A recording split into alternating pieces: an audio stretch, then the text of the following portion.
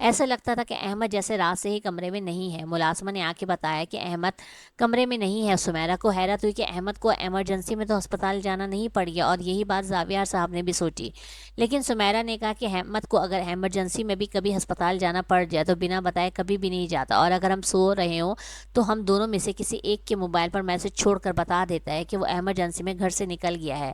احمد کبھی اتنا لاپرواہ نہیں ہے زاویار، آپ اسے فون ملائیں اور پوچھیں وہ کب گیا اور وہ بتا کر کیوں نہیں گیا۔ زاویار صاحب نے احمد کو فون ملایا مگر احمد کا فون تو بند آ رہا تھا۔ زاویار صاحب پریشان ہو گئے۔ انہوں نے ہاسپٹل ڈائریکٹ کال ملائی تو انہیں پتہ چلا کہ احمد تو ہاسپٹل بھی نہیں آیا، آج اس نے چھٹی لے لی ہے۔ زاویار صاحب بہت پریشان ہو گئے۔ دوسری طرف سمیرہ صاحبہ بھی بہت پریشان ہو گئی۔ اب سمیرہ صاحبہ کو ایسا لگ رہا تھا جیسے ان کی بہت ہی کوئی قیمتی شے ان سے کھو گئی ہو۔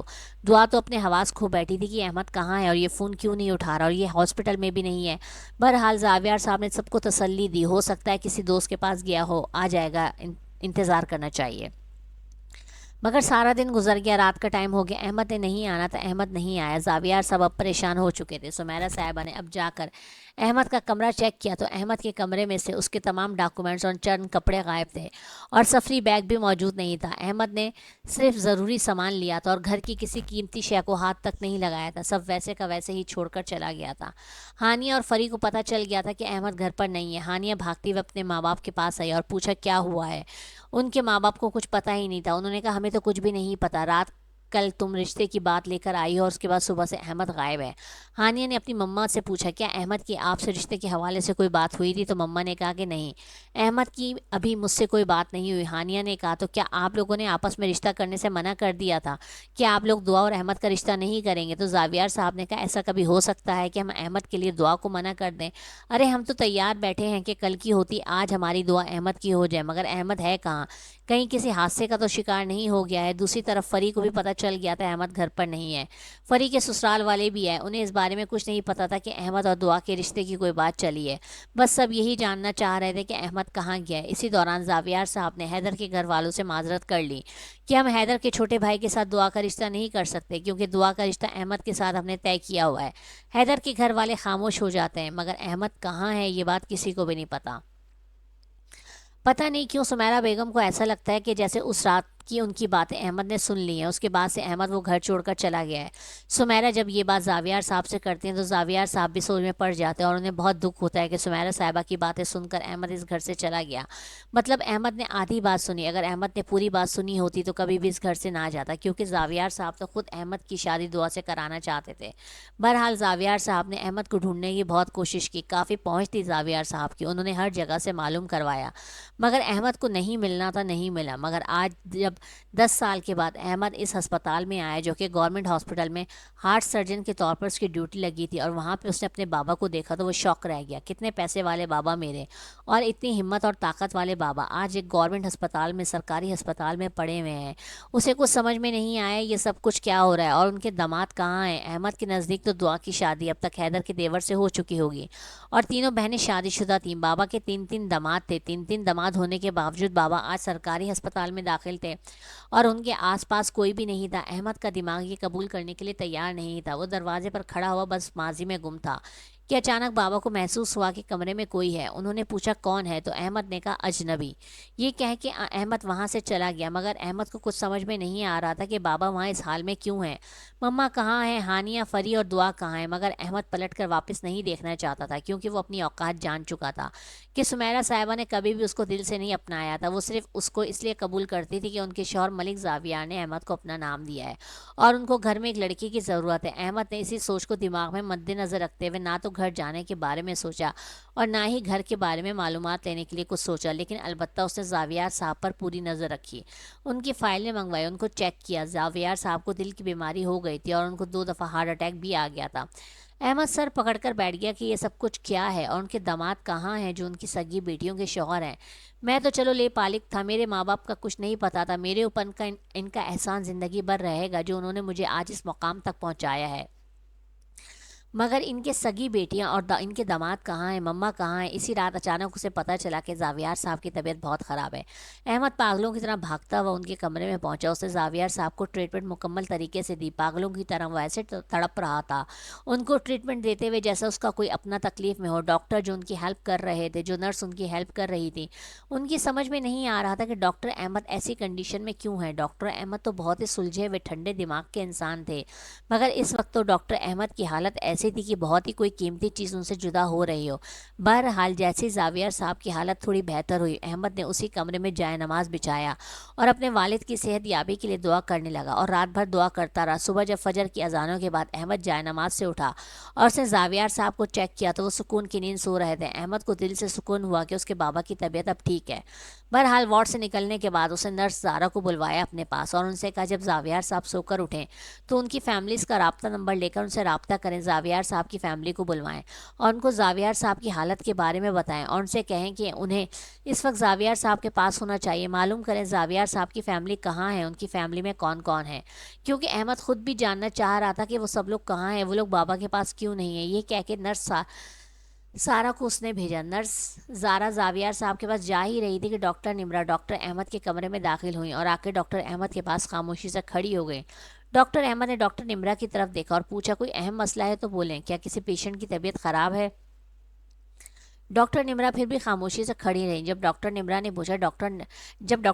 پوچھا ڈاکٹر نمرا مسئلہ کیا ہے، تو ڈاکٹر نمرا نے اٹک اٹک کر بولا سر وہ جو زاویار ملک ہے جن کی حالت رات میں بہت خراب تھی، انہیں اب ہوش آ گیا ہے اور وہ ہوش میں آنے کے بعد مسلسل ایک ہی بات کہہ رہے ہیں، احمد کو بلاؤ۔ احمد کہاں ہے؟ میں نے ان سے بولا بھی ہے کہ کون احمد، ہم یہاں کسی احمد کو نہیں جانتے۔ انہوں نے کہا میں ڈاکٹر احمد کی بات کر رہا ہوں، بلاؤ اسے یہاں پر، میں باپ ہوں اس کا۔ اس کے بعد نمرا ہچکچاتے ہوئے پوچھتی ہے ڈاکٹر احمد کیا وہ آپ کے والد ہیں؟ احمد خاموشی سے اس کو دیکھتا ہے اور بھاگتا ہوا اپنے بابا کے پاس کمرے میں جاتا ہے۔ جب وہ بابا کے پاس کمرے میں جاتا ہے تو وہ احمد کو دیکھتے ہی ایک دم اٹھ کر بیٹھ جاتے ہیں، ایسا لگتا ہے کہ ان کی زندگی ان کے پاس لوٹ آئی ہے۔ وہ اپنے بازو پھیلا دیتے ہیں۔ احمد بھاگتا اور بھاگ کے جا کے ان کے سینے سے لگ جاتا ہے۔ اسی دوران نرس زارا بھی اس روم میں آتی ہے تاکہ زاویار صاحب سے ان کی فیملی کے بارے میں معلوم کر سکے اور ڈاکٹر نمرا بھی پیچھے پیچھے آتی ہیں کہ دیکھ سکیں کہ یہ ڈاکٹر احمد اور ان بزرگ میں آپس میں کیا رشتہ ہے۔ تو وہ دیکھتی ہیں کہ ڈاکٹر احمد زاویار صاحب کے گلے لگے ہوئے ہیں اور زاویار صاحب ان کو مار رہے ہیں اور بول رہے ہیں اپنے باپ سے ناراض ہو گئے، تمہیں شرم نہیں آتی؟ اپنے باپ سے ناراض ہوئے تو ہوئے اور باپ کو چھوڑ کر چلے گئے اور سالوں تک نہیں آئے، اور آج آئے بھی تو باپ کو اپنی شکل نہیں دکھائی۔ اور ڈاکٹر احمد بس روئے جا رہے ہیں اور اپنے بابا سے معافی مانگ رہے ہیں، بابا مجھے معاف کر دیں، مجھے آپ کو چھوڑ کر نہیں جانا چاہیے تھا، بس میں مجبور ہو گیا تھا۔ زاویار صاحب اس کو دیکھ کر پوچھتے ہیں تم نے اس رات سمیرا کی باتیں سن لی تھی اس لیے تم گھر چھوڑ کر گئے نا؟ احمد خاموشی سے سر جھکا دیتا ہے۔ زاویار صاحب ایک اور تھپڑ احمد کو لگاتے ہیں اور بولتے ہیں بے وقوف، نالائق، ناہنجار، کبھی اپنی کم از کم اپنے باپ کی بات تو سن لیتا کہ اس نے کیا بولا ہے۔ ماں کی بات سنی اور گھر سے ہی نکل گیا۔ ماں باپ تو بہت کچھ بولتے ہیں لیکن اس کا مطلب یہ نہیں ہے کہ اولاد گھر سے ہی نکل جائے۔ پھر احمد زاویار صاحب سے پوچھتا ہے بابا سب لوگ کہاں ہیں؟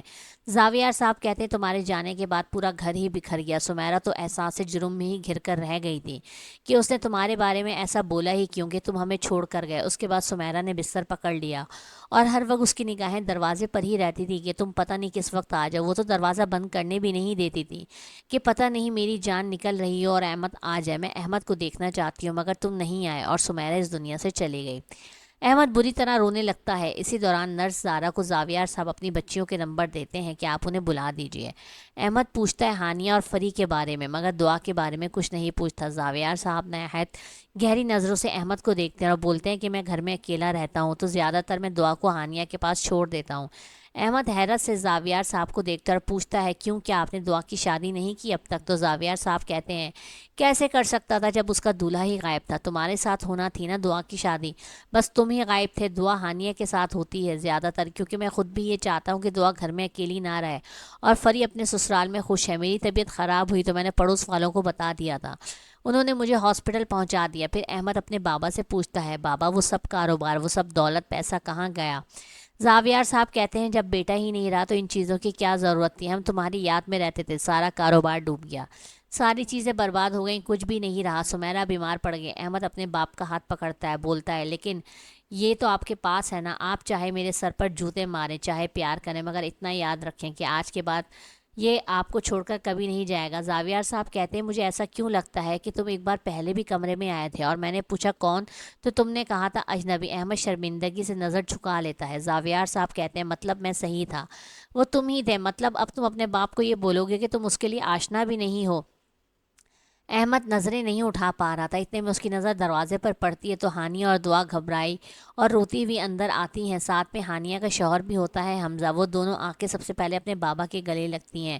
روتے روتے جب ان کی نظر بابا کے چہرے پر پڑتی ہے وہ مسکرا رہے ہوتے ہیں۔ ابھی تک ہانیہ اور دعا نے اور نہ ہی ہانیہ کے شوہر کی نظر احمد پر پڑی تھی۔ جب ان کو مسکراتے ہوئے دیکھتے ہیں وہ تینوں تو حیرت سے ایک دوسرے کو دیکھنے لگتے ہیں۔ اتنے میں بابا ان کو اشارہ احمد کی طرف کرتے ہیں اور جب وہ تینوں احمد کو دیکھتے ہیں تو حیرت زدہ رہ جاتے ہیں۔ ہانیہ تو ایک دم چیخ مار کے احمد کے پاس آتی ہے اور اس کے منہ پہ تھپڑ مارنے لگتی ہے، اس کو مکے مارنے لگتی ہے کہ بے شرم انسان، بے غیرت انسان، کوئی اپنے ماں باپ اور بہنوں کو چھوڑ کر یوں جاتا ہے، تم کیسے چلے گئے؟ اسی دوران فری بھی وہاں آ جاتی ہے تو وہ شور سن کے باپ سے ملنا بھول جاتی ہے اور دیکھتی ہے کہ ہانیہ کسی کو مار رہی ہے۔ فری کی نظر جب احمد پر پڑتی ہے تو ہانیہ تو احمد کو مار رہی ہے، تو اتنے میں ہانیہ فری کو دیکھتی ہے اور پوچھتی ہے کیوں، کیا تمہیں اپنے بغیرت بھائی کو مارنا نہیں ہے؟ تمہیں اس سے پوچھنا نہیں ہے اتنے سال کہاں غائب رہا، کیوں نہیں آیا ہم سے ملنے، ہمیں چھوڑ کر کیوں چلا گیا؟ کیا تمہیں حساب نہیں مانگنا؟ مگر فری بھی روتے ہوئے احمد کے گلے لگ جاتی ہے اور دعا خاموشی سے احمد کو دیکھتی رہتی ہے، مگر احمد کے قریب نہیں آتی۔ دعا کے چہرے پہ بس غصہ ہے، جیسے وہ احمد سے لڑنا چاہتی ہے اور وہ کسی کے سامنے کچھ کہہ نہیں پا رہی۔ بہرحال زاویار صاحب کی طبیعت کے بارے میں جب تینوں بیٹیاں پوچھتی ہیں تو احمد کہتا ہے الحمدللہ بالکل ٹھیک ہیں اور گھر جا سکتے ہیں۔ یہ سن کر ہانیہ بہت ہی غصے سے احمد سے کہتی ہے ہاں بالکل احمد، ہمیں پڑوسیوں کو بلوا لینا چاہیے کہ وہ آئیں اور آ کے بیٹے کا فرض ادا کریں اور بابا کو گھر لے کے جائیں۔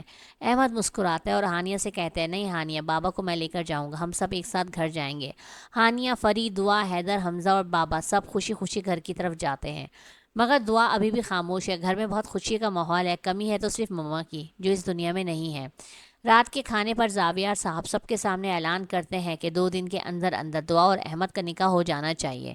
نکاح کی رسم سادگی سے ادا کریں گے اور اس کے بعد ولیمہ ہم اچھے پیمانے پر کریں گے۔ احمد اور دعا چونک جاتے ہیں اور زاویار صاحب کی طرف دیکھتے ہیں۔ زاویار صاحب انہیں دیکھتے ہیں اور پوچھتے ہیں کیا مطلب، تم لوگوں کا ابھی بھی تم لوگوں کو انتظار چاہیے یا وقت چاہیے؟ آپس میں جو گلے شکوے ہیں ان کو شادی کے بعد ختم کرنا، ابھی چپ کر کے یہاں پہ بیٹھے رہو، شادی کی تیاریاں کرو، شادی کرو تاکہ میں تم دونوں کے فرض سے سبکدوش ہو جاؤں، سمجھے تم دونوں؟ اب میں تم دونوں سے کوئی بھی بحث نہیں چاہتا۔ یہ سن کر احمد اور دعا سر جھکا لیتے ہیں، مگر احمد دعا سے بات کرنا چاہتا ہے۔ احمد جب رات کے ٹائم دعا کے کمرے میں جاتا ہے اور دروازہ کھٹکھٹاتا ہے، دعا دروازہ کھول کے احمد کو دیکھ کے دروازہ بند کر دیتی ہے غصے سے۔ احمد پھر دروازہ کھٹکھٹاتا ہے، دعا غصے سے بولتی ہے اب کیوں آئے ہیں؟ احمد کہتا ہے تم سے ملنے آئے ہوں، بہت عرصہ ہو گیا تمہیں دیکھے ہوئے۔